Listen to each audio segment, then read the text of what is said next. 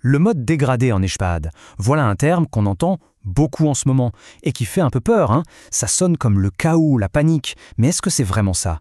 Ou est-ce que, au contraire, derrière ce mot se cache un plan d'urgence très structuré? Allez, c'est ce qu'on va décortiquer ensemble. Pour commencer, un chiffre. Un seul, mais il est énorme. 60%. En 2023, c'est la part des EHPAD en France qui ont dû faire face à au moins une crise de personnel. On voit bien que la question n'est plus de savoir si ça va arriver, mais bien quand. Et tout part de là, en fait. On entre dans ce qu'on peut appeler la crise silencieuse. Parce que cette tension sur les effectifs, ce n'est pas quelque chose qui arrive d'un tout. Non, c'est une pression de tous les jours. Il faut s'imaginer un taux d'absentéisme qui tourne autour de 10%, les épidémies saisonnières, les démissions, le quotidien est déjà un exercice d'équilibriste. Et c'est justement face à cette réalité qu'intervient le plan d'urgence, le fameux mode dégradé. Loin d'être un aveu de panique, c'est en réalité un protocole mûrement réfléchi qui est là pour affronter ce qui est devenu quasi inévitable. Alors, qu'est-ce que c'est, concrètement? La définition est claire. Il ne s'agit pas du tout d'improviser dans le désordre, non. C'est une réponse organisationnelle qui a été préparée, pensée à l'avance, et qu'on active pour une seule et unique raison, garantir que les soins et la sécurité des résidents sont maintenus, même quand il manque du monde. D'ailleurs, les guides professionnels emploient une expression qui dit tout, une réponse organisationnelle exceptionnelle. Chaque mot compte. Exceptionnel parce que ce n'est pas le fonctionnement normal. Et surtout organisationnel parce que c'est une méthode, c'est structuré, ce n'est pas du bricolage de dernière minute. Et attention, ce n'est pas une simple suggestion ou une bonne pratique, c'est carrément devenu une obligation légale. Depuis un décret de mai 2022, chaque EHPD doit avoir son propre protocole écrit noir sur blanc. C'est dire à quel point le risque est pris au sérieux par les autorités. Bon, alors, comment ça se déclenche? Ce n'est pas un simple bouton marche-arrêt. Le système est bien plus malin que ça. C'est une réponse qui monte en puissance avec 3 niveaux d'alerte pour s'ajuster à la gravité de la situation. On a donc ces 3 paliers. Le niveau 1, c'est une pénurie légère, disons une personne absente, on s'organise. Niveau 2, avec 2 absents, là ça devient tendu, il faut commencer à faire des choix. Et puis niveau 3, avec 3 absences ou plus, on est en crise majeure et le protocole déploie toute son action. Parce que oui, activer ce protocole, ça veut dire une chose. Il va falloir faire des choix parfois difficiles, mais absolument nécessaires pour que les soignants présents se concentrent là où c'est vital. Et voici la réalité de ces arbitrages. D'un côté, il y a l'intouchable, le non négociable, la distribution des médicaments, l'aide au repas et bien sûr, la sécurité. Et de l'autre, on a les soins qu'il va falloir adapter.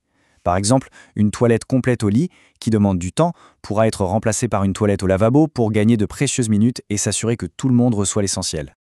Parce qu'à la fin, tout ce plan d'urgence est construit pour défendre une ligne rouge infranchissable. La sécurité des résidents ne peut et ne doit jamais être compromise. C'est la priorité numéro 1, de jour comme de nuit, où les équipes sont par nature plus réduites. Alors, passer en mode dégradé, ce n'est pas juste réorganiser le travail. C'est aussi passer en mode surveillance intensive. Il faut avoir les yeux partout pour anticiper les risques et tout noter, tout documenter. Et les risques sont bien réels. Regardez, quand il manque du personnel, le risque de chute peut tout simplement doubler. C'est énorme.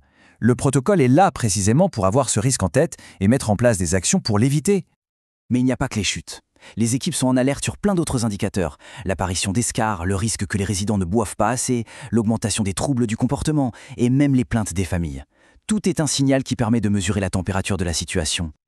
Et chaque décision prise, chaque soin adapté, tout est tracé, consigné dans un registre spécial. Ce n'est pas juste de la paperasse, loin de là, c'est une protection juridique essentielle pour les résidents, pour le personnel qui prend ses responsabilités et pour l'établissement lui-même. Heureusement, ces situations de crise ont une fin. Et le retour à la normale, c'est d'une étape tout aussi importante et structurée que le déclenchement de l'alerte. On ne se contente pas de souffler et de reprendre comme si de rien n'était. L'idée, c'est d'apprendre. Le processus, c'est très clair. D'abord, on met en place un plan pour rattraper les soins qui ont dû être reportés. Ensuite, et c'est crucial, on fait un débriefing à chaud avec l'équipe. Qu'est-ce qui a bien marché, qu'est-ce qui a coincé, et avec ces informations, on met à jour le protocole. C'est un véritable cercle d'amélioration continue. Et pour conclure, un dernier chiffre qui est très parlant, plus 40%. C'est le bien de résilience, de solidité qu'on observe dans les établissements qui prennent le temps de bien préparer ces procédures d'urgence.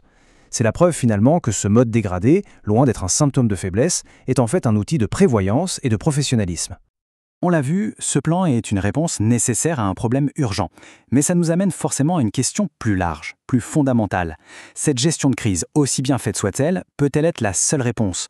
Comment fait-on pour repenser le système en profondeur, pour que ces crises redeviennent la véritable exception, et non pas une quasi-normalité qu'on a appris à gérer? C'est ça la grande question de fond qui reste ouverte.